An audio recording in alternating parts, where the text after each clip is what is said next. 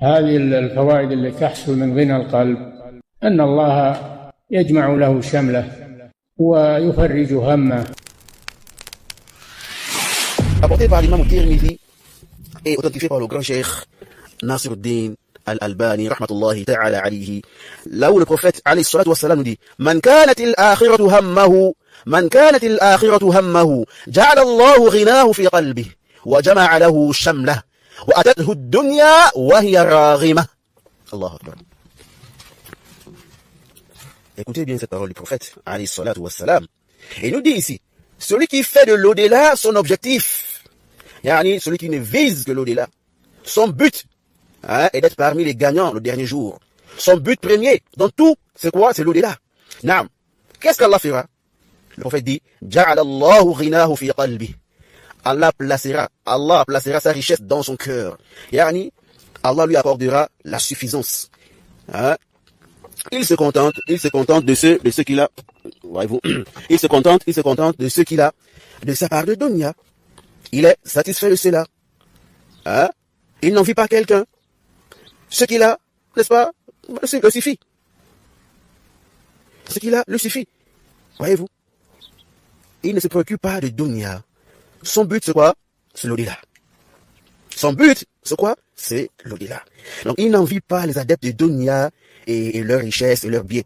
Mais il est plutôt satisfait, n'est-ce pas, de ce qu'il a. Celui-là n'a pas besoin de se rabaisser pour dunya et se tromperie, car la dunya n'a pas de valeur à ses yeux. Et là, le prophète dit quoi? Il dit, et Allah lui rassemblera ses affaires autour de lui. Allah va faire regrouper ses affaires éparpillées. Il va apaiser son cœur. Il sera tranquille. Il dit, il dit quoi? Et la dunya viendra vers lui humblement. C'est-à-dire quoi? La dunya là va se soumettre à lui.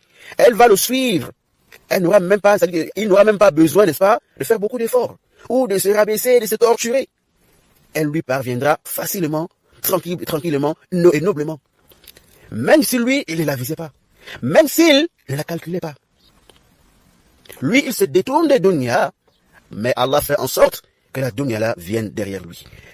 Yani, pendant que certains sont en train de s'entretuer pour la dunya, pendant qu'ils sont en train de vendre leur dîne, pourquoi? Pour la dunya. Cette dunya qu'il ne trouve même pas. Lui, il ne calcule même pas ça. Voyez-vous, il n'a pas le temps de ça.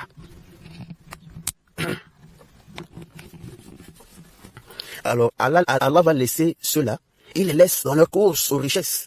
Il vient donner ce plaisir-là, cette aisance-là, à celui, n'est-ce pas, qui ne la calculait même pas. Voyez-vous. Car celui-là, il n'était pas attaché à dunya.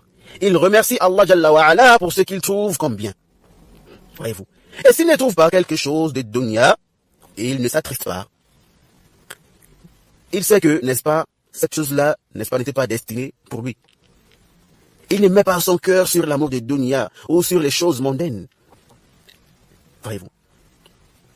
Alors, voyez-vous que quiconque ne vise que l'au-delà dans ses affaires, il est sincère dans ses actes, alors il va obtenir à la fois les biens de l'au-delà et les biens de ce monde.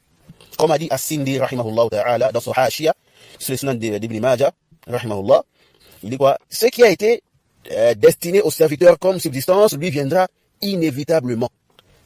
Sauf que celui qui cherche l'au-delà, sa subsistance lui vient facilement, ou lui parvient facilement, sans trop se fatiguer, sans faire beaucoup d'efforts.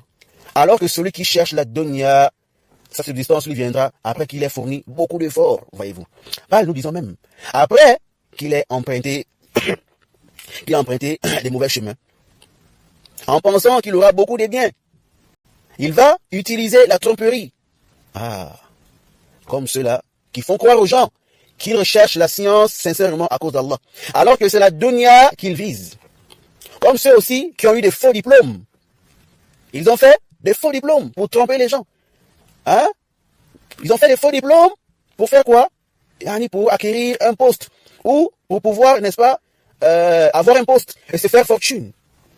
Ils ont utilisé le mensonge, la tromperie, la tricherie, juste pourquoi? Pour dunya. En oubliant ou en ignorant qu'ils n'auront, n'est-ce pas, qu'ils n'auront de dunya que ce qu'Allah Jalla wa Ala a décrété pour eux. Comme ça viendra tout à l'heure dans la suite du hadith. As-Sindi rahimahullah, il dit, celui qui cherche l'au-delà a regroupé entre la dunya et l'au-delà. Car ce qui est voulu ou visé par le fait d'amasser beaucoup de biens, c'est bien le repos dans ce monde.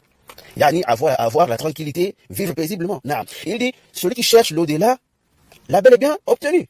Car il s'en foutait de dunya. Voyez-vous. Il avait le cœur, yani même plus tranquille que ce qui courait derrière dunya. Non.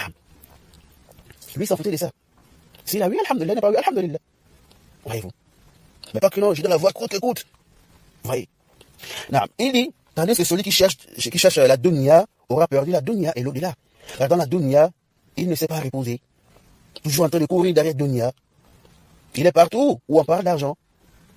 Toujours en train de courir derrière dunya. Toujours en train de se soucier comment vais-je obtenir telle somme, ou tel poste, ou tel rang et autres. Et il va rester dans cette distraction, cette insouciance, jusqu'à ce que la mort lui vienne subitement. Alors il aura perdu dunya et l'au-delà.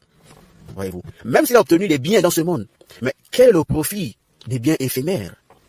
Il vit dans un bonheur illusoire. Énorme.